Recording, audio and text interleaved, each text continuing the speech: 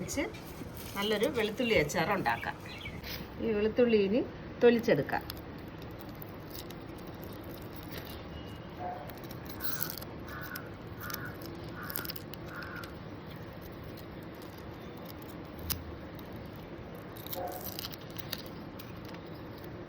തോട് കളഞ്ഞ് കഴുകി നന്നായി വൃത്തിയാക്കിയതാണ്. ഇതിന് അച്ചാർ വയ്ക്കാം. ചീനിച്ചട്ടി അടുപ്പത്തോട്ട് വയ്ക്കാം. കുറച്ച് നല്ലെണ്ണ ഒഴിക്കാം.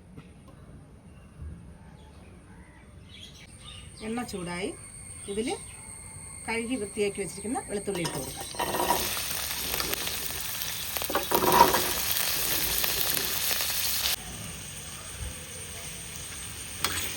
ഇതിൻ്റെ പച്ച ചുവ മാറുന്നത് വരെ വേവിച്ചെടുക്കാം. നല്ല വെന്ത് പോകാൻ പാടില്ല, ഒരു അര വേവിന് താഴെ.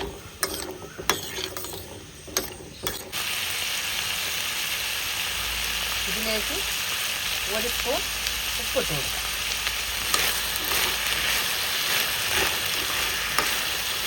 ഒരു 5 മിനിറ്റ് നന്നായിട്ട് ഇളക്കി വേവിച്ചതാണ്.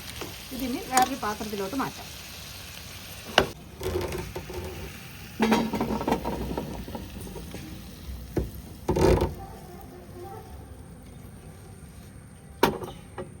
ഇതിലേക്ക് കുറച്ച് എണ്ണ ഒഴിക്കാം. ഒരു സ്പൂൺ കടുക് ഇട്ട് കൊടുക്കാം. ഇതിലേക്ക് കുറച്ച് ഉള്ളി ഇട്ട് കൊടുക്കാം. കുറച്ച് ഇഞ്ചി ഇട്ട് കൊടുക്കാം. കുറച്ച് പച്ചമുളക് മുഴുവനായി ഇട്ട് കൊടുക്കാം.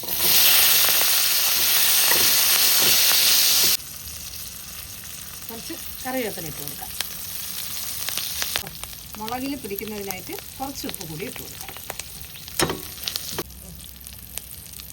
ഒരു സ്പൂൺ മല്ലിപ്പൊടി.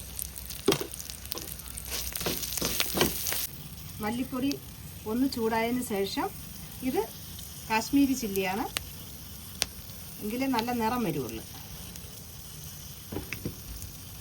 പിന്നെ എരിവിന് ആവശ്യമുള്ള മുളക് പൊടി ഞാനിവിടെ 1 സ്പൂൺ ചേർക്കുന്നുണ്ട്. അര ടീസ്പൂൺ മഞ്ഞൾപ്പൊടി. ഇതിൻ്റെ പച്ച ചുവ മാറുന്നത് വരെ ഒന്ന് ഇളക്കി കൊടുക്കും.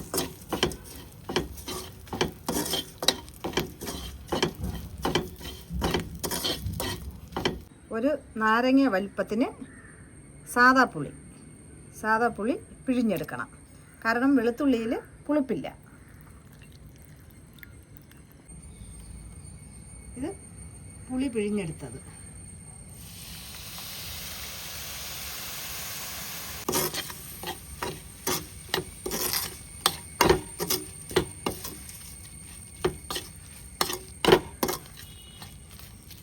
ചാറ് കിട്ടുന്നതിന് വേണ്ടി ആവശ്യത്തിന് കുറച്ച് വെള്ളം.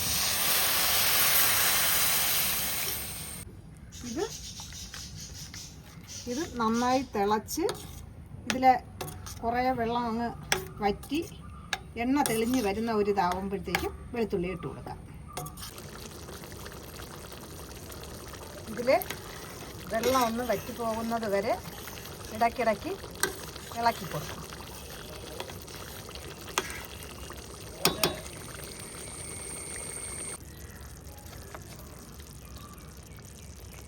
വെള്ളം ഏറെക്കുറെ വറ്റിയിട്ടുണ്ട്. ഇനി ഇതിലേക്ക് 1 സ്പൂൺ കായപ്പൊടി ഇട്ട് കൊടുക്കാം.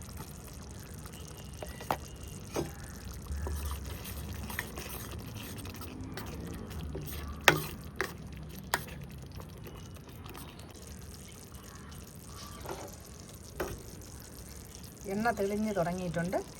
ഇതിൽ നേരത്തെ എണ്ണയിൽ ചൂടാക്കി വെച്ച വെളുത്തുള്ളി ഇതിലേക്ക് ചേർത്ത് കൊടുക്കാം.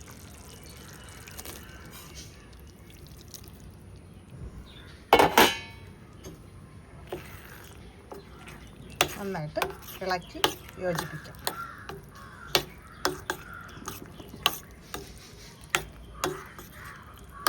വെളുത്തുള്ളി നല്ല രീതിയിൽ വെന്ത് പോകാതെ ഇറക്കണം.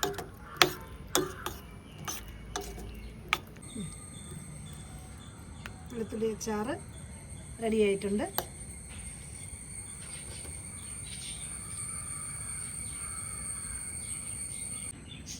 ഇത് തണുത്തതിന് ശേഷം കുപ്പിയിലോട്ടാക്കി സൂക്ഷിച്ചാൽ ചോറിൻ്റെ കൂടെ ചപ്പാത്തിയുടെ കൂടെ ഒക്കെ കഴിക്കാം. വയറിന് ഏതൊരു അസുഖവും വരില്ല. ഗ്യാസൊക്കെ ഉണ്ടെങ്കിൽ പോകും. ഈ വീഡിയോ ഇഷ്ടപ്പെട്ടാൽ ഷെയർ ചെയ്യണം, ലൈക്ക് ചെയ്യണം, സബ്സ്ക്രൈബ് ചെയ്യണം.